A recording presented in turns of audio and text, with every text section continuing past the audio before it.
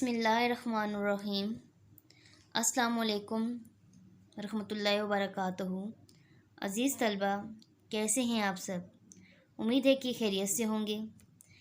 Video lectures के सिलसिले को आगे बढ़ाते हुए आज हम वीडियो नंबर 12 का आगाज़ करेंगे।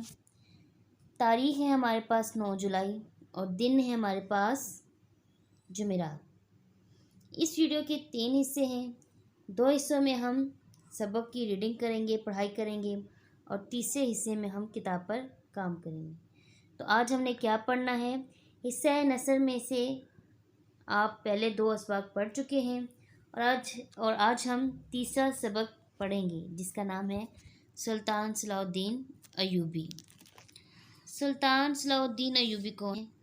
आप एक बहादुर जंगजू, सिपहसालार और एक इंसाफ पसंद हुक्मरान थे। ठीक है, आपका असल नाम यूसुफ था और आपके वालिद का नाम नजमुद्दीन अय्यूब था और इसी निस्बत से आपको अय्यूबी कहा जाता है। ठीक है, और आप अय्यूबी सल्तनत के बानी थे। वो न सिर्फ तारीख़ इस्लाम सलाहुद्दीन अय्यूबी तारीख़ इस्लाम बल्कि तारीख़ आलम के मशहूर तरीन फ़ातिहीन और हुक्मरानों में से एक हैं। ये न सिर्फ मुसलमानों बल्कि ईसाइयों को भी इज़्ज़त की निगाह से देखते थे। आपके अंदर जज्बा जिहाद कूट कूट कर भरा हुआ था और आपने अपने कारनामों में नूरुद्दीन ज़ंगी से भी बाजी ले ली थी, यानी उनसे भी सबकत ले ली थी आपने। और आप ही हैं जिन्होंने यूरोप के ईसाइयों को शिकस्त देकर बैतुल मक़दस को फ़तह किया था। अब हम इनका सबक का आगाज़ करते हैं। तो अपनी बुक का सफ़ा नंबर 54 यानी 54 खोलें। सबसे पहले देखें बेटा, आपको स्क्रीन पर अल्फाज मायने नज़र आ रहे हैं। वो आपने क्या करना है कि लेड पेंसिल के साथ अपनी बुक के ऊपर लिख लेने।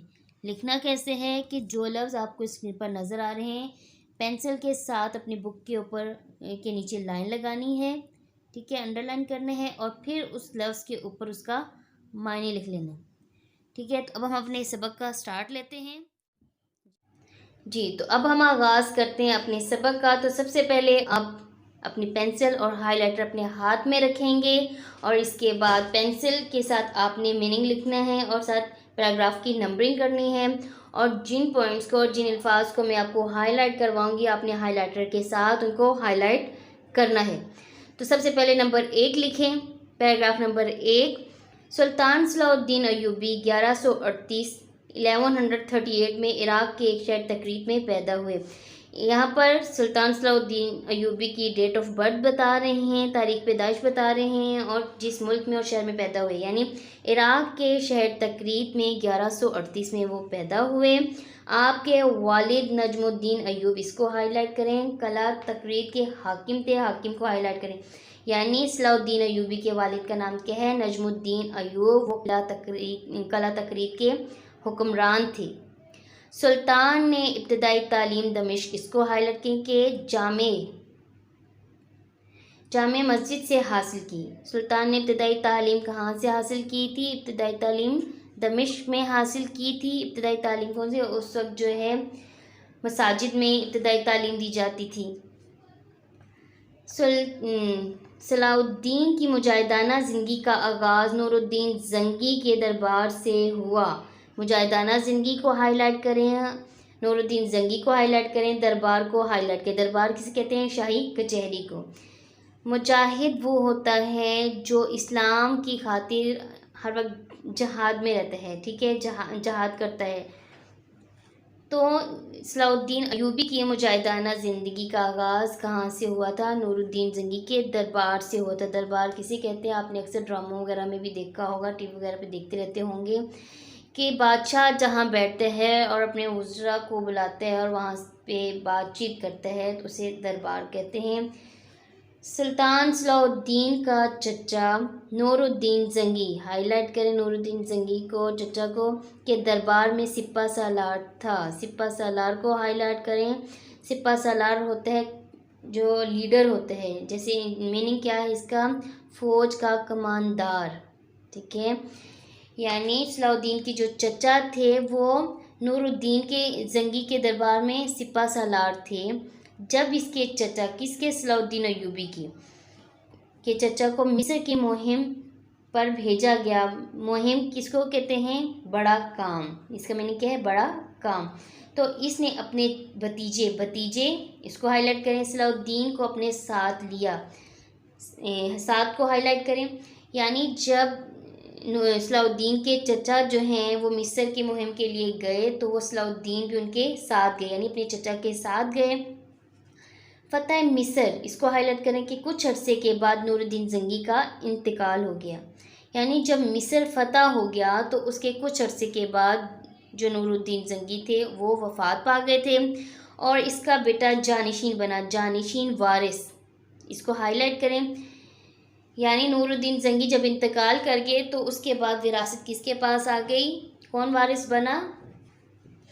ان کا بیٹا، مگر کم عمری ایج میں کم تھے، عمر ان کی چھوٹی تھی کی وجہ سے عمرہ اور وزراء اس کو ہائی لائٹ کریں میں اقتدار حکومت کو کہتے ہیں۔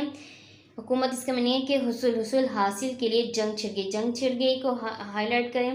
یا کہہ رہے ہیں کہ جب مصر فتح ہو گیا تھا تو پھر نور الدین زنگی کے کچھ عرصے بعد ان کا انتقال ہو گیا تو پھر ان کا بیٹا جانشین بنا، لیکن ان کی عمر کم تھی تو اس وقت جو وزراء تھے اور عمرہ تھے اس وقت کے، انہوں نے اقتدار کو یا حکومت کو حاصل کرنے کے لیے جو ہے جنگ چھیڑ دی کہ ہم اقتدار حاصل کریں گے، ہم حکومت کریں گے، اور اس طرح ان کی حکمرانی کا شیرازہ بکھر گیا۔ شیرازہ بکھرنا، انتظام بگڑنا، ٹھیک ہے۔ ظاہر سی بات ہے جب جنگ چھڑے گی تو کوئی بھی ملک ہوگا تو اس کے انتظام جو ہے دھرم بھرم ہی ہو جائے گا، وہ تباہی ہوگا۔ اور آخرکار سلطان صلاح الدین نے 567 ہجری میں مخالفین کو شکست دے کر، شکست کو ہائی لائٹ کریں، 567 کو بھی ہائی لائٹ کریں، دے کر مصر میں ایوبی کو ہائی لائٹ کریں، حکومت کی بنیاد رکھی، بنیاد کو ہائی لائٹ کریں۔ جب جنگ چھڑ گئی تو صلاح الدین نے 567 میں ان مخالفین کو شکست دی اور وہاں پر اپنی حکومت کی بنیاد رکھی، ٹھیک ہے۔ صلاح الدین ایک بہادر جنگجو اور سپہ سالار کو ہائی لائٹ کرے۔ جنگجو کس کو کہتے ہیں؟ جنگ لڑنے والا کے ساتھ ساتھ ایک انصاف پسند کو ہائی لائٹ کریں، نمبر 1 کریں۔ اعلیٰ منظم، نمبر 2 ہائی لائٹ کریں، اور رحم دل اس کو بھی ہائی لائٹ کریں، اور 3 لکھیں، انسان تھے۔ یہ ان کی صفات بتا رہے ہیں صلاح الدین ایوبی کی کہ وہ ایک بہادر جنگجو اور سپہ سالار تو تھے ہی، لیکن اس کے ساتھ ساتھ ایک انصاف پسند حکمران تھے، اعلیٰ منظم، ٹھیک ہے، منظم بھی تھے، یعنی وہ کوئی بھی کام ہے وہ ترتیب سے کرتے تھے، انہیں ہر کام میں مہارت حاصل تھی، وہ ہر کام کو اچھے طریقے سے کرتے تھے، اور رحم دل انسان تھے۔ تو بیٹا ہم نے پہلے پیرے میں کیا پڑھا ہے؟ پہلے پیرے میں ہم نے صلاح الدین ایوبی کی ڈیٹ آف برتھ پڑھی کہ جو عراق کے شہر تقریب میں 1138 میں پیدا ہوئے تھے۔ ان کے والد کا نام نجم الدین ایوب تھا جو قلعہ تقریب کے حاکم تھے۔ صلاح الدین ایوبی نے ابتدائی تعلیم دمشق سے حاصل کی تھی، اور ان کی جو مجاہدانہ زندگی کا آغاز تھا وہ نور الدین زنگی کے دربار سے ہوا تھا، اور صلاح الدین ایوبی کے چچا جو ہیں وہ نور الدین زنگی کے دربار میں سپہ سالار تھے۔ جب ان کے چچا صلاح الدین ایوبی کے چچا مصر کی مہم پر گئے تو صلاح الدین ایوبی بھی ان کے ساتھ گئے۔ جب مصر فتح ہو گیا تو کچھ عرصے کے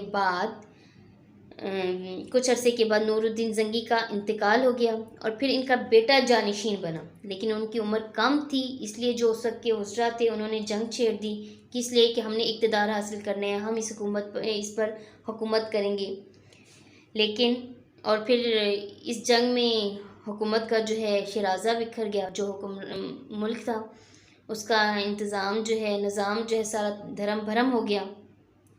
پھر صلاح الدین ایوبی نے جو ہے مخالفین کو شکست دی اور اپنی حکومت کی بنیاد رکھی، اور صلاح الدین ایوبی ایک بہادر جنگجو تو تھے ہی اور سپہ سالار، لیکن اس کے ساتھ ساتھ وہ ایک انصاف پسند حکمران بھی تھے، اعلیٰ منظم اور ایک رحم دل انسان بھی تھے۔ یہ ہم نے پہلا پیرا پڑھا، اب ہم دوسرے پیرے کی طرف آتے ہیں۔ جی تو سیکنڈ پیرے کا آغاز کریں، نمبرنگ لکھیں، پیراگراف نمبر 2۔ سلطان میں اچھے مسلمان کی سبھی خوبیاں موجود تھیں۔ یہاں پہ سلطان صلاح الدین ایوبی کی خوبیاں بیان کر رہے ہیں، کہہ رہے ہیں کہ ایک مسلمان کے اندر جو خوبیاں ہونی چاہیے وہ ساری کی ساری آپ کے اندر موجود تھیں۔ آپ نماز کو ہائی لائٹ کریں کہ فرضیت اور اہمیت سے اس قدر واقف تھے، واقف آگاہ کہ کبھی کوئی نماز فوت کو ہائی لائٹ کریں ہوئی نہ قضا کو ہائی لائٹ کریں کی۔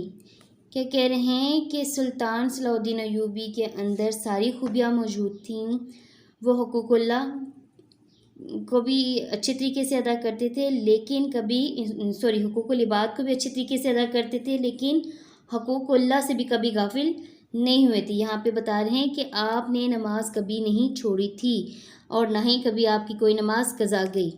ان کے ساتھ کو ہائی لائٹ کریں، ہمیشہ ایک امام کو ہائی لائٹ کریں موجود ہوتے تھے، اور اگر کوئی امام کو ہائی لائٹ کریں نہ ہو تو کسی عالم دین کو ہائی لائٹ کریں کہ پیچھے نماز ادا کر لیتے تھے۔ جیسے کہ پیچھے بتایا گیا ہے کہ ان کی کوئی بھی نماز قضا نہیں ہوتی تھی، کیونکہ وہ نہ ہی نماز کو چھوڑتے تھے۔ اس کی وجہ کیا تھی کہ ان کے ساتھ ہمیشہ ایک امام موجود ہوتے تھے، اور اگر کوئی امام موجود نہ ہو تو عالم دین کے پیچھے نماز ادا کر لیتے تھے۔ عالم دین کون ہے؟ جو دین کا علم جانتے ہوں۔ سلطان صلاح الدین ایوبی نے ساری زندگی جو کچھ کمایا اس کا بیشتر زیادہ حصہ صدقہ و خیرات کو ہائی لائٹ کریں میں خرچ کر دیا۔ سلطان یعنی صلاح الدین نے اپنی زندگی میں جتنا کچھ کمایا ہے وہ سارا کا سارا جو ہے وہ غریبوں یتیموں میں تقسیم کر دیتے تھے۔ صدقہ و خیرات کسے کہتے ہیں؟ جو چیز خدا کے نام پر دی جائے۔ سلطان ایک کامیاب اور عادل حکمران تھے۔ آپ نے زندگی سادگی سے بسر کی، زندگی سادگی سے اس کو ہائی لائٹ کے بسر گزارنا کی، مملکت کے وسائل عوام کی فلاح و بہبود کو ہائی لائٹ کرنے پر خرچ کیے۔ یعنی آپ نے اپنی ساری زندگی جو ہے اپنی عوام کی فلاح و بہبود کے لیے کام کیا۔ مصر اور شام میں دینی مدرسے قائم کیے، دینی مدرسے کو ہائی لائٹ کریں، مسجدیں تعمیر کرائیں، مسجدیں کو ہائی لائٹ کریں، ہسپتال قائم کیے، ہسپتال کو ہائی لائٹ کریں، ناداروں اور غریبوں کو ہائی لائٹ کریں۔ ناداروں کس کو کہتے ہیں؟ غریبوں کو۔ محتاج خانے کو ہائی لائٹ کریں، تعمیر کرائے۔ مسافروں کے لیے سرائے مسافر خانہ کو کہتے ہیں، تعمیر کرائے، اور علماء کرام کا وقار بلند کیا۔ کیا کہہ رہے ہیں کہ مصر اور شام میں آپ نے دینی مدارس بھی قائم کیے، مساجد بنوائیں، ہسپتال قائم کیے، ناداروں اور غریبوں کے لیے محتاج خانے تعمیر کروائے۔ محتاج خانے کسے کہتے ہیں؟ وہ جگہ جہاں غریب، اپاہج اور معذور لوگ رہتے ہیں یا رکھے جاتے ہیں۔ اور مسافروں کے لیے سرائے تعمیر کرائے، سرائے کسے کہتے ہیں؟ مسافر خانہ۔ اور علماء کرام کا وقار بلند کیا۔ وہ ایک راسخ العقیدہ مسلمان تھے۔ عقیدہ ایمان کو کہتے ہیں، راسخ العقیدہ پختہ ایمان والا، ٹھیک ہے؟ یعنی آپ ایک پختہ ایمان والے مسلمان تھے۔ دوسرے پیرے میں کیا بتایا گیا ہے؟ دوسرے پیرے میں بتایا گیا ہے کہ آپ صلاح الدین ایوبی جو ہیں ان کے اندر ایک مسلمان ہونے والی ساری کی ساری خوبیاں موجود تھیں۔ آپ کبھی اپنی نماز سے غافل نہیں ہوئے تھے، کبھی آپ کی کوئی نماز نہیں چھٹی تھی اور نہ ہی کبھی کوئی قضا ہوئی تھی۔ اس کی وجہ کیا تھی؟ کیونکہ آپ اپنے ساتھ ہمیشہ ایک امام رکھتے تھے، اور اگر آپ کے پاس امام نہیں ہوتا تھا تو آپ کس کے پیچھے نماز پڑھتے تھے؟ عالم دین کے پیچھے، ٹھیک ہے؟ اور آپ نے اپنی زندگی میں جو کچھ کمایا وہ کہاں پہ خرچ کیا؟ سارا کچھ غریبوں یتیموں میں، اور یعنی صدقہ و خیرات کر دیتے تھے۔ آپ نے دینی مدارس قائم کیے، ٹھیک ہے؟ مساجد تعمیر کروائیں، ہسپتال بنائے، ناداروں اور غریبوں کے لیے محتاج خانے بنوائے، مسافروں کے لیے سرائے تعمیر کرائے، علماء کرام کا وقار بلند کیا، کیونکہ آپ ایک پختہ ایمان رکھنے والے مسلمان تھے۔ یہاں پہ ہمارا جو ہے پیراگراف نمبر 1 اور 2 مکمل ہوا، ٹھیک ہے؟ پیراگراف نمبر 3 کا سٹارٹ ہم دوسرے حصے سے لیں گے۔ اوکے بیٹا، اللہ حافظ۔ بسم اللہ الرحمن الرحیم۔ السلام علیکم عزیز طلبہ۔ اب ہم ویڈیو نمبر 12 کے حصہ دوم میں اپنے سبق کا آغاز کرتے ہیں، تو اپنی بک کا پیج نمبر 55 اوپن کریں۔ جی سب سے پہلے آپ نمبرنگ کریں پیراگراف نمبر 3 کی. 583 583 کو ہائی لائٹ کریں. ہجری میں یہاں پہ یہ ہجری والی تاریخ دی ہوئی ہے. ہجری میں اسلامی اور عیسائی فوجوں کے درمیان بیت المقدس پر اپنا پرچم لہرانے کے لیے لوبیا کے مقام پر تاریخ ساز معرکہ ہوا. کیا بتا رہے ہیں کہ 583 ہجری میں، یہ ہجری کے اکارڈنگ جو ہے آپ کو تاریخ بتائی ہوئی ہے کہ مسلمانوں اور عیسائیوں دونوں کی فوج کے درمیان بیت المقدس پر اپنا پرچم لہرانے کی ایک اچھی خاصی جو تاریخ ساز جنگ ہوئی تھی. مسلمان غالب رہے، غالب زبردست، یعنی مسلمان جو ہیں اس جنگ میں جیت گئے، اور اس طرح پورا فلسطین شمال میں بیروت سے لے کر جنوب میں غزہ تک سلطان کے قبضے میں آ گیا. یعنی جو تاریخ ساز معرکہ ہوا، یعنی جو جنگ ہوئی جو عیسائیوں اور مسلمانوں کے درمیان، اس میں مسلمان جیتے اور پورا فلسطین جو ہے وہ شمال سے جنوب تک سلطان کے قبضے میں آ گیا. یہ فتح بیت المقدس کے حصول کی طرف پہلا قدم ثابت ہوئی. حصول بولتے ہیں حاصل کو، یعنی یہ جو جنگ تھی، یعنی یہ مسلمانوں کے لیے پہلا قدم تھی کامیابی کا کہ ہم بیت المقدس کو حاصل کر سکتے ہیں. یوں سلطان صلاح الدین ایوبی کی مسلسل جد و جہد کا کیا میننگ ہے؟ کوشش سے 91 سال، 91 کو ہائی لائٹ کریں، بعد بیت المقدس پر مسلمانوں کا قبضہ ہوا. یعنی مسلسل جد و جہد کس کی؟ سلطان کی. اور کتنے سالوں کے بعد قبضہ ہوا؟ 91 سال کے بعد مسلمانوں کا قبضہ کہاں پہ ہوا؟ بیت المقدس پر. اس شکست کا بدلہ لینے کے لیے عیسائی ممالک نے مل کر ایک متحدہ فوج بنانے کی ٹھانی.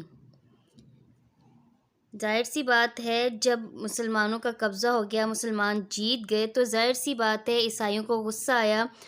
پھر جتنے بھی عیسائی ممالک تھے انہوں نے کیا سوچا؟ انہوں نے سوچا کہ ہم ایک متحد فوج بنائیں.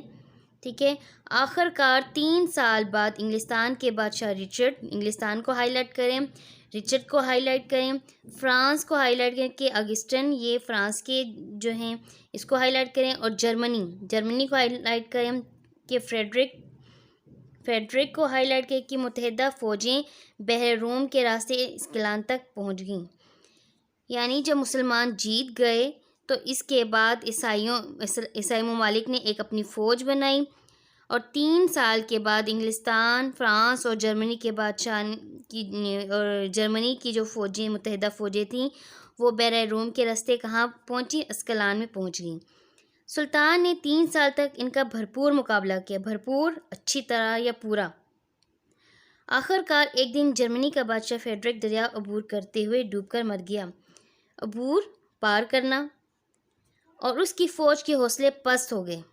ٹھیک ہے، فوج کے حوصلے پست ہو گئے، یعنی نیچے ہو گئے، دب گئے. انگلستان اور فرانس کے بادشاہوں نے بیمار ہو جانے پر صلح کی درخواست کر دی. صلح، دوستی، اتحاد. جب تینوں بادشاہ تھے، کون کون سا؟ فرانس کے، انگلستان کے اور جرمنی کے، 3 بادشاہ تھے.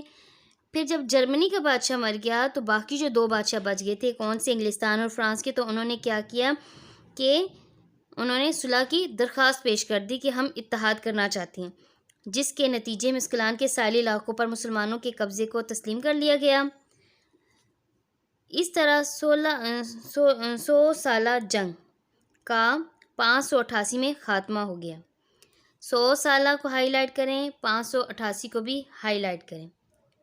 کیا کہہ رہے ہیں کہ جب انہوں نے صلح کی درخواست کر دی تو پھر جن ساحلی علاقوں پر مسلمانوں کا قبضہ تھا انہوں نے اس کو بھی تسلیم کر لیا، اور اس طرح جو ہے 100 سالہ جنگ جو ہے وہ 588 میں اس کا خاتمہ ہو گیا. تیسرے پیر میں کیا بتا رہے ہیں کہ مسلمانوں کی اور عیسائیوں کی جنگ ہوئی، ایک تاریخ ساز جنگ ہوئی جس میں مسلمان جیت گئے تھے، اور فلسطین شمال سے جنوب تک ان کا قبضہ ہو گیا تھا.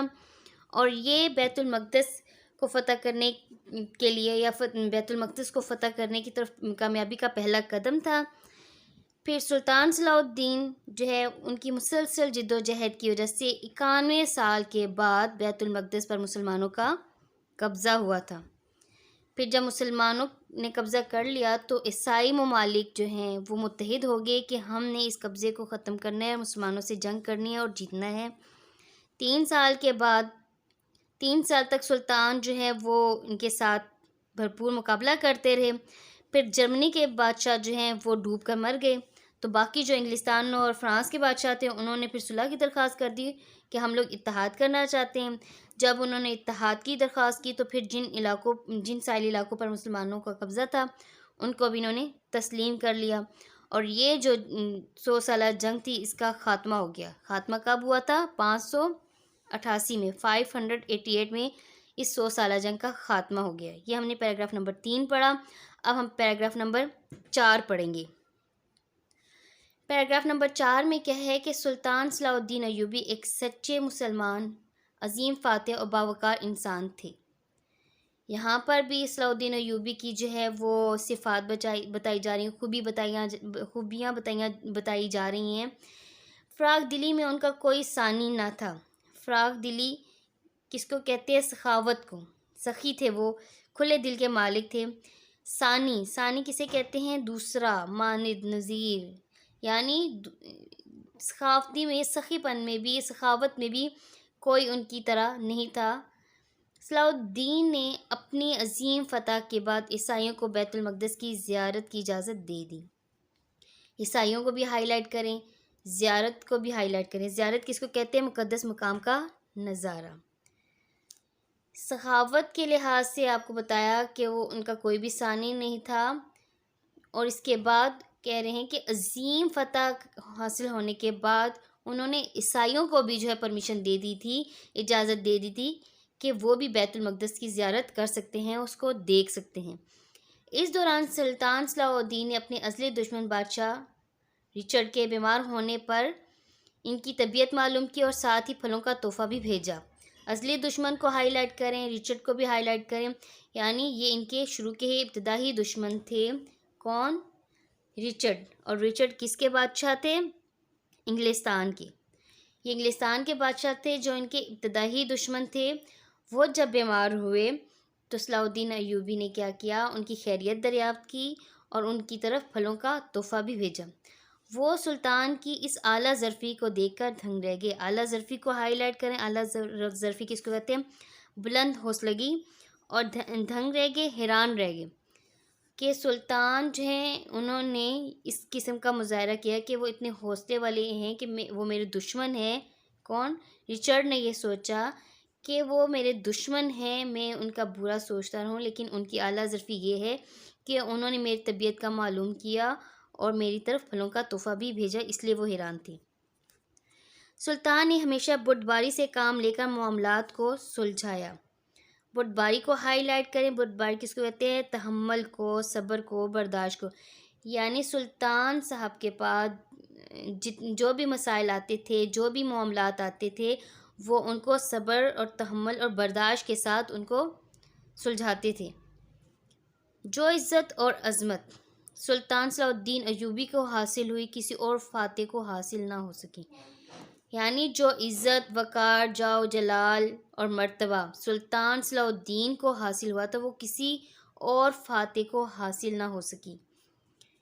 بیت المقدس کی فتح میں بھی ان کی فراخ دلی اور عظمت کے کئی واقعات دیکھے گئے، یعنی فراخ دلی کو ہائی لائٹ کریں۔ کہہ رہے ہیں کہ جب بیت المقدس کو فتح کیا گیا تھا تو اس وقت بھی ان کی سخاوت اور ان کی عزت اور جاہ و جلال کے واقعات دیکھنے میں آئے تھے۔ سلطان نے بیت المقدس اور عالم اسلام کا تحفظ کر کے مسلمانوں کے کھوئے ہوئے وقار اور عظمت کو دوبارہ بحال کیا۔ وقار اور عظمت کو ہائی لائٹ کریں، بحال کو ہائی لائٹ کریں، جس کے لیے امت مسلمہ انہیں ہمیشہ یاد رکھے گی۔ کیا کہہ رہے ہیں؟ جب بیت المقدس جو ہے فتح ہوا، بیت المقدس کو فتح کر کے انہوں نے جو عالم اسلام کا تحفظ ہے، یعنی تمام مسلمان جو تھے ان کو تحفظ دیا اور ان کی جو کھوئی ہوئی عزت اور وقار تھا اس کو دوبارہ سے بحال کیا۔ بحال میں نہیں، برقرار رکھنا، قائم کرنا، ٹھیک ہے۔ اور یہ اس کے لیے امت مسلمہ جو ہیں، یعنی تمام دنیا کے جو مسلمان ہیں وہ ہمیشہ یاد رکھیں گے۔ پیراگراف نمبر 4 میں ہم نے کیا پڑھا ہے؟ پیراگراف نمبر 4 میں صلاح الدین ایوبی کے بارے میں بتا رہے ہیں کہ وہ ایک عظیم فاتح تھے اور باوقار انسان تھے۔ سخاوت میں ان کا کوئی بھی ثانی نہیں تھا، کوئی بھی ان کی طرح کا نہیں تھا۔ بیت المقدس جب انہوں نے فتح کر لیا تو اس کے بعد دیکھیں انہوں نے عیسائیوں کو بھی اجازت دے دی کہ وہ بھی بیت المقدس آ کر اس کی زیارت کر سکتے ہیں۔ پھر سب سے بڑے ان کے جو ہے دیکھیں آپ، وہ بتا رہے ہیں کہ انہوں نے اپنے دشمن کے ساتھ بھی، رچرڈ جو ہے ان کا دشمن تھا جس نے ان کے ساتھ برا کیا، وہ جب بیمار ہوا تو اس کی طبیعت کا بھی پوچھا اور اس کی طرف پھلوں کا تحفہ بھی بھیجا، اور وہ یہ دیکھ کر حیران رہ گیا کہ صلاح الدین ایوبی نے جو ہے میں نے اس کے ساتھ کیسا سلوک کیا تو انہوں نے میرے سے کیسا برتاؤ کیا۔ سلطان جو ہے ہر کام اور ہر معاملے کو تحمل مزاجی سے کرتے تھے، اور جو عزت اور مرتبہ ان کو ملا تھا وہ کسی اور فاتح کو نہیں ملا تھا۔ اور بیت المقدس کو فتح کرنے کے بعد اسلام کے تحفظ اور مسلمانوں کا جو کھویا ہوا وقار تھا وہ دوبارہ بحال کیا انہوں نے، جس کے لیے تمام امت مسلمہ جو ہے ان کو ہمیشہ یاد رکھے گی۔ یہ پیراگراف نمبر 4 پڑھا ہم نے، اب ہم پیراگراف نمبر 5 پڑھیں گے۔ پیراگراف نمبر 5 میں نمبرنگ کریں 5 کی۔ سلطان صلاح الدین ایوبی نے اپنی ساری زندگی دوسروں کی مدد کے لیے وقف کر رکھی تھی۔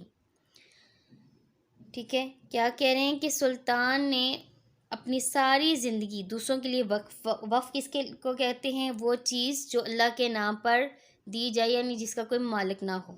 ٹھیک ہے، وہ ہر پیر اور جمعرات کو ایک اجلاس انعقاد پیر اور جمعرات کو ہائی لائٹ کریں، جس میں قانون دان کو ہائی لائٹ کریں، قاضی صاحبان کو ہائی لائٹ کریں، اور عالم دین کو ہائی لائٹ کریں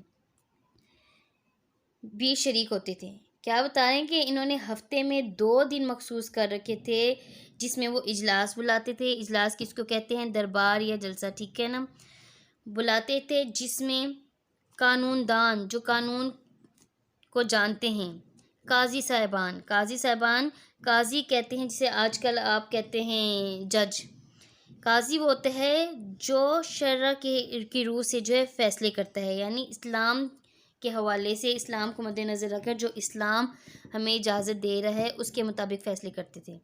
اور عالم دین جو دین کا علم رکھتے تھے، یہ صاحبان اس اجلاس میں شریک ہوتے تھے کہ عوام کی فریاد سن کر ان کو فوری انصاف دیا جائے۔ فریاد زیادتی کی سزا، یعنی عوام کی فریاد سنتے تھے، ان کے مسائل سنتے تھے اور فوری ان کو انصاف مہیا کر دیتے تھے۔ سلطان ایوبی نہایت خوش اخلاق انسان تھے، وہ کبھی کسی سے بد کلامی اور تلخ بات نہیں کرتے تھے، تلخ، کڑوی، بد مزہ یا ناگوار۔ کہہ رہے ہیں کہ وہ خوش اخلاق انسان تھے، ہر کسی سے اچھے طریقے سے بات کرتے تھے، کسی سے بدتمیزی نہیں کرتے تھے، اور نہ ہی کوئی ایسی بات کرتے تھے جو کسی کو ناگوار گزرے۔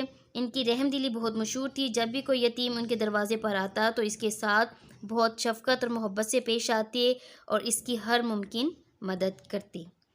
کہہ رہے ہیں کہ وہ بہت رحم دل تھے، اور خاص کر جب کوئی یتیم ان کے دروازے پر آ جاتا تو اس کے ساتھ بھی بہت پیار محبت سے پیش آتے تھے، اور جتنا ہو سکتا تھا اس کی مدد کرتے تھے۔ پیراگراف نمبر 5 میں ہم نے کیا پڑھا کہ انہوں نے صلاح الدین ایوبی نے اپنی ساری زندگی دوسروں کے لیے وقف کی تھی، بلکہ انہوں نے ہفتے میں 2 دن مخصوص کر رکھے تھے جس میں قانون دان کو بھی بلاتے تھے، قاضی صاحبان کو بلاتے تھے، اور عالم دین جو دین کا علم رکھتے تھے انہیں بلاتے تھے، اور ان کے سامنے جو ہے عوام کی فریاد سنتے تھے، عوام کی دکھ اور تکلیف سنتے تھے، اور اسی وقت ان کی مصیبت اور مصائب کا ازالہ کرتے تھے اور انصاف ان کو مہیا کرتے تھے۔ یعنی سلطان ایوبی جو ہیں خوش اخلاق انسان تھے، وہ کسی سے بدتمیزی سے بات نہیں کرتے تھے، اور نہ ہی کوئی ایسی بات کرتے تھے جو دوسرا کوئی سن کے اسے برا محسوس ہو۔ بہت زیادہ رحم دل تھے، اور جب کوئی ان سے یتیم کوئی ان کے دروازے پر آ جاتا تھا تو اس سے بھی بہت شفقت سے پیش آتے تھے اور محبت سے پیش آتے تھے، اور ہر ممکن کوشش کرتے تھے کہ اس کی مدد کی جائے۔ یہ پیراگراف نمبر 5 پڑھ لیا ہم نے، اب پیراگراف نمبر 6 کی طرف آتے ہیں۔ مسلسل نمبر لکھیں 6، مسلسل حالت جنگ کو ہائی لائٹ میں رہنے کی وجہ سے سلطان کی صحت خراب ہو گئی، صحت خراب کو ہائی لائٹ کریں، اور آخر کار بخار کی وجہ سے 4 مارچ 1193 کو خالق حقیقی سے جا ملی۔ کیا بتا رہے ہیں یہاں پر کہ آپ جو ہے ہر وقت جو ہے حالت جنگ میں رہتے تھے، ٹھیک ہے، حالت جنگ میں رہتے تھے، جس کی وجہ سے آپ کی صحت خراب ہو گئی تھی، اور آخر کار آپ ڈیٹ یہاں پہ ہائی لائٹ کریں 4 مارچ، 4 مارچ کو ہائی لائٹ کریں، ایئر کو جو ہے آپ ہائی لائٹ کریں 1193، اس کو آپ خالق حقیقی سے جا ملے یعنی وفات پا گئے۔ انتقال کے وقت ان کی جائیداد کی کل قیمت صرف 47 یعنی 47 درہم اور 1 دینار تھی۔ یعنی جب آپ کا انتقال ہوا، آپ ان کی وفات ہوئی، تو آپ کے پاس آپ نے جو چیز اپنی چھوڑی پیچھے وہ کتنی تھی؟ صرف 47 درہم اور 1 دینار تھی، کیونکہ آپ نے پیچھے پڑھا ہے کہ وہ اپنی زندگی میں انہوں نے جو کچھ بھی کمایا اس کا بیشتر حصہ صدقہ و خیرات کر دیتے تھے۔ آگے ہیں بے رغبتی کا منہ، یہ جو دنیا سے بے رغبتی کا منہ بولتا ثبوت ہے، یعنی دنیا سے انہیں کوئی لگاؤ نہیں تھا، ٹھیک ہے، دنیا سے انہیں کوئی محبت نہیں تھی، یہ جو ہے منہ بولتا ثبوت ہے۔ کیا کہ جب ان فوت ہوئے تو صرف آپ کے پاس 47 درہم اور 1 دینار تھا۔ اسلامی فتوحات میننگ ہے اس کا کامیابیاں، اور انسان دوستی کی وجہ سے سلطان صلاح الدین ایوبی کا نام ہمیشہ زندہ رہے گا۔ یعنی اسلامی فتوحات کا جو سلسلہ تھا اور انسان کی جو دوستی ہے اس کی وجہ سے آپ کو ہمیشہ یاد رکھا جائے گا۔ ان کا نظم و نسق کا میننگ کیا ہے؟ بندوبست اور انتظام۔ عدل و انصاف نمبر 2، انسانی دوستی 3، اعلیٰ جنگی حکمت عملی اور عمدہ انسانی اخلاق آج بھی ہمارے لیے قابل عمل نمونہ ہیں۔ یہ ان کی 4-5 صفات بتائی گئی ہیں، کون کون سی؟ نظم و نسق، عدل و انصاف، انسان دوستی، اعلیٰ جنگی حکمت عملی اور عمدہ انسانی اخلاق، کہ یہ چیزیں جو ہیں یہ ہمارے لیے ایسے ہیں، ہمارے لیے قابل عمل ہیں، جن پر ہم عمل کر سکتے ہیں، یعنی وہ مثال ہے ہمارے لیے جن کے اوپر ہم عمل کر سکتے ہیں۔ پیراگراف نمبر 6 میں کیا بتا رہے ہیں کہ مسلسل حالت جنگ میں رہنے کی وجہ سے آپ بیمار ہو گئے تھے، اور اس کے بعد آپ کا انتقال ہوا، اور جب آپ کا انتقال ہوا تو آپ نے جائیداد میں صرف 47 درہم اور 1 دینار چھوڑی تھی، اور دنیا سے آپ کو کوئی بھی لگاؤ نہیں تھا، اور آپ کو اسلامی فتوحات اور انسانی دوستی کی وجہ سے جو ہے ہمیشہ آپ کا نام زندہ رہے گا، اور ان کی جو خصوصیات ہیں، ان کی جو خوبیاں ہیں وہ ہمارے لیے قابل عمل نمونہ ہے۔ یہ ہم نے سلطان صلاح الدین ایوبی کی آج ریڈنگ کمپلیٹ کی ہے، اور اب ہم اس کی مشق کریں گے۔ بسم اللہ الرحمن الرحیم۔ السلام علیکم عزیز طلبہ۔ پہلے بیٹا ہم لوگوں نے ویڈیو نمبر 12 کے پہلے اور دوسرے حصے میں سلطان صلاح الدین ایوبی کی ریڈنگ کی، اب ہم اس کا بک ورک کریں گے، تو بیٹا اپنی بک کا پیج نمبر 56 اوپن کریں۔ جی سب سے پہلے دیکھیں لکھا ہوا ہے سوال نمبر 2، سبق کے مطابق درست جواب پر ٹک کا نشان لگائیں۔ یعنی آپ کے پاس نیچے MCQs دیے ہوئے ہیں، 4 ممکنہ جوابات دیے، ان میں جو صحیح ہوگا وہ آپ نے لکھنا ہوگا، اور آپ کے پاس جو بلینک دی ہوئی ہے اس میں لازمی لکھنا ہے، یہ نہیں کہ آپ نے صرف ٹک لگانا ہے، ٹک نہیں لگانا، بیچ میں جو آپ کے پاس اسپیس دی ہوئی ہے، خالی جگہ دی ہوئی ہے، اس کو آپ نے فل اپ کرنا ہے۔ نمبر 1، سلطان صلاح الدین ایوبی 1138 عیسوی میں ڈیش میں پیدا ہوئے۔ Number 1 Beirut, number 2 Tikrit, number 3 رباط، number 4 Peshawar. کہاں پیدا ہوئے تھے؟ آپشن نمبر 2 تکریت میں، تو آپ بلینک میں تکریت لکھیں گے۔ نمبر 2 صلاح الدین عظیم حکمران، بہادر جنگجو اور ڈیش انسان تھے، کون سے انسان تھے؟ نیچے 4 آپشن دیے ہیں، آپشن نمبر 4 رحم دل انسان تھے، رحم دل کو آپ بلینک میں لکھیں۔ اب نمبر 3، 583 ہجری میں اسلامی اور عیسائی فوجوں کے درمیان ڈیش کے مقام پر زبردست مقابلہ ہوا۔ آپشن نمبر 1 لوبیا کے مقام پر زبردست معرکہ ہوا، تو لوبیا کو آپ بلینک میں لکھیں۔ نمبر 4، ایک دن ڈیش کا بادشاہ فریڈرک دریا عبور کرتے ہوئے ڈوب کر مر گیا۔ آپشن نمبر 2 جرمنی کو بلینک میں لکھیں۔ نمبر 5، وہ کبھی کسی سے بد کلامی اور ڈیش بات نہیں کرتے تھے، یعنی کون سا آنسر آئے گا اس میں؟ تلخ، تو تلخ کو آپ بلینک میں لکھیں۔ اب آگے دیں کوسچن نمبر 3 میں، سنیے اور بولیے۔ سوال نمبر 3 ہے، درج ذیل پیراگراف ایک طالب علم پڑھے اور باقی طلبہ اسے غور سے سنیں اور نیچے دیے گئے سوالات کے جواب دیں۔ بیٹا آپ لوگوں کو اچھے سے یاد ہوگا کہ آپ نے جب سبق ڈاکٹر مولوی عبدالحق کو پڑھا تھا وہاں پر بھی ہم نے اس طرح کا کوسچن کیا تھا کہ ہمارے پاس پیراگراف موجود تھا اور ہم نے اس کی ریڈنگ کی تھی اور نیچے ہمارے پاس کوسچنز دیے ہوئے تھے، ان کوسچن کا آنسر ہم نے اس پیراگراف میں سے نکالا تھا۔ بالکل اسی طرح یہ بھی اسی طرح کرنا ہے کہ پیراگراف آپ کو دیا گیا ہوا ہے اور اس کے بعد نیچے آپ کے پاس کوسچن ہوں گے، آپ نے اس پیراگراف میں سے ان آنسر کو نکالنا ہے اور یہ آپ نے کہاں پہ کرنا ہے؟ رف رجسٹر پر کر کے اپنے پیرنٹس کو چیک کروانا ہے۔ پیراگراف کیا ہے؟ کیپٹن کرنل شیر خان شہید خیبر پختونخوا کے ضلع صوابی کے گاؤں نواکلی میں پیدا ہوئے، جس کا موجودہ نام کلی شیر خان ہے۔ کیپٹن شیر خان 4 بھائیوں میں سب سے چھوٹے تھے۔ انہوں نے پاکستان ملٹری اکیڈمی کاکول میں شمولیت اختیار کی۔ کیپٹن شیر خان اپنے آفیسرز اور ساتھیوں کے درمیان بھی بہت مشہور تھے۔ انہوں نے 1999 عیسوی میں بھارت کے خلاف کارگل کے معرکے میں اپنی جان کا نذرانہ پیش کر کے پاک فوج کا اعلیٰ ترین فوجی اعزاز نشان حیدر کا اعزاز حاصل کیا۔ یہ ہمارے پاس پیراگراف تھا۔ اب اس کے نیچے کوسچن کون سے ہیں دیکھیں آپ۔ نمبر 1 نواکلی کا موجودہ نام کیا ہے؟ نمبر 2 کیپٹن شیر خان پاک فوج کا حصہ کیسے بنے؟ نمبر 3 کیپٹن شیر خان کو نشان حیدر کیوں دیا گیا؟ یعنی آپ نے پیرا پڑھا ہے، یہ 3 کوسچن ہیں، آپ نے اس پیرے کو پڑھ کے ان تینوں کے جوابات ڈھونڈ کے پھر رف رجسٹر پر کر کے اپنے پیرنٹس کو چیک کروانا ہے۔ اب ہمارے پاس کوسچن نمبر 4 ہے، زبان سیکھیے۔ نمبر 4 درج ذیل کی تعریف لکھیں اور مثال دیں۔ اگر آپ کو بیٹا یاد ہو تو آپ نے پچھلے سبق نمبر 4 جو مولوی عبدالحق تھا اس میں آپ نے ان کی ڈیفینیشنز کو بھی پڑھا تھا اور امثلہ کو بھی پڑھا تھا، اور مجھے اچھے سے امید ہے کہ آپ لوگوں نے اس کو یاد کر لیا ہوگا۔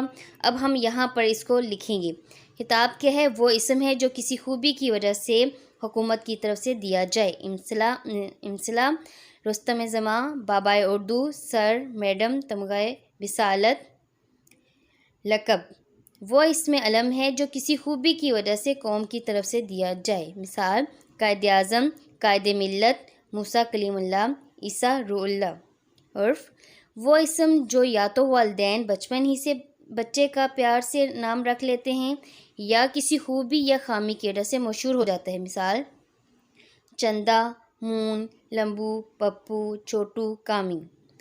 اب سوال نمبر 5 ہے، سوچئے اور لکھیے۔ درج ذیل الفاظ کے متضاد تحریر کریں۔ الفاظ متضاد: حاکم، محکوم، آغاز، انجام، طاقت، ضعف، صبح، شام، عام، خاص۔ یہ ہم نے کوسچن نمبر 5 کیا۔ جی تو سوال نمبر 6 کرتے ہیں، کسی کتاب فروش کے نام خط لکھ کر کوئی سی کتاب بذریعہ وی پی پارسل منگوائیں۔ وی پی مطلب ہے کہ وہ مال جو قیمت دے کر ڈاک خانے سے وصول کیا جائے، یعنی کوئی بھی چیز جب آپ منگواتے ہیں تو آپ پیمنٹ کرتے ہیں پوسٹ آفس، تو پوسٹ آفس جو ہے وہ پھر آپ کو پرووائڈ کر دیتے ہیں، مہیا کر دیتے ہیں۔ تو اب ہم خط لکھیں گے۔ جی جہاں پر آپ کی مارجن لائن سٹارٹ ہوتی ہے، جہاں پہ آپ مارجن لائن لگاتے ہیں، مارجن لائن کے ساتھ سے ہی آپ لکھتے ہیں امتحانی مرکز۔ نیچے والی لائن پہ آپ لکھیں گے الف، کوما بے، کوما جیم۔ تاریخ ہے آپ کی 9 جولائی 2020 عیسوی۔ درمیان میں آپ لکھیں گے مکرمی جناب مینیجر صاحب، کوما بک سٹی، الف، کوما بے، کوما جیم، کوما شہر الف کوما بے کوما جیم. اب پھر آپ السلام علیکم بھی مارجن لائن کے ساتھ سے ہی لکھیں گے، السلام علیکم، اور پھر اس کے بعد حرف ندائیہ کی علامت آ جائے گی، اور پھر نیچے سے اس کے سٹارٹ کریں گے. براہ کرم مندرجہ ذیل کتب بذریعہ VPP جس قدر جلد ممکن ہو ارسال فرمائیں. کتابیں جدید ایڈیشن کی ہوں اور ان کی جلدیں بھی درست ہوں. امید ہے کہ مجھے طالب علم ہونے کی وجہ سے مناسب رعایت بھی دیں گے. شکریہ. کتابیں کون سی ہیں؟ نمبر 1، پیارے نبی صلی اللہ علیہ وآلہ وسلم کی پیاری باتیں. بیٹا ایک بات ذہن میں رکھیں، جہاں پہ نبی کا نام آئے گا وہاں پہ آپ نے صلی اللہ علیہ وآلہ وسلم لازمی پڑھنا ہے، یعنی ان کو درود لازمی بھیجنا ہے. نمبر 2، حکایت شیخ سعدی. نمبر 3، فیروز لغات اردو. پھر لیفٹ سائڈ پر آپ لکھیں گے والسلام، نیاز مند، حمزہ، کوما، چھوٹی یہ، کوما، بڑی یہ. یہ ہو گیا ہمارا خط. اب آپ نے اس کو یاد کرنا ہے، اور یاد کرنے کے بعد اس کی ریٹن پریکٹس آپ نے رف رجسٹر پر کرنی ہے. اب آپ کی ڈائری کیا ہے؟ ڈائری ہے آپ کی سبق صلاح الدین ایوبی کے معنی اور بک ورک کتاب پر لکھیں اور یاد کریں، نیز معنی اور سوال نمبر 2، 4، 5 اور 6 کی تحریری مشق رف رجسٹر پر کریں. بیٹا آپ کو سمجھ آ گئی ہوگی کہ آپ نے کیا کرنا ہے. جو الفاظ میں نے آپ کو PDF میں ملیں گے، جو میں نے آپ کو شروع میں اسکرین پر دکھائے تھے، وہ پینسل کے ساتھ آپ نے بک پر لکھنے ہیں، اور اس کے بعد جو کتاب پر میں نے آپ کو کام کروایا ہے وہ بھی آپ نے پینسل کے ساتھ کتاب کے اوپر کرنا ہے. اور اس کے بعد سوال نمبر 2، سوال نمبر 4، سوال نمبر 5 اور 6 یہ یاد کرنے ہیں. یاد کرنے کے بعد آپ نے ان کی تحریری مشق رف رجسٹر پر کرنی ہے. تو بیٹا اب تک کی اب آپ کو سمجھ آ گئی ہوگی کہ آپ نے کام کیسے کرنا ہے.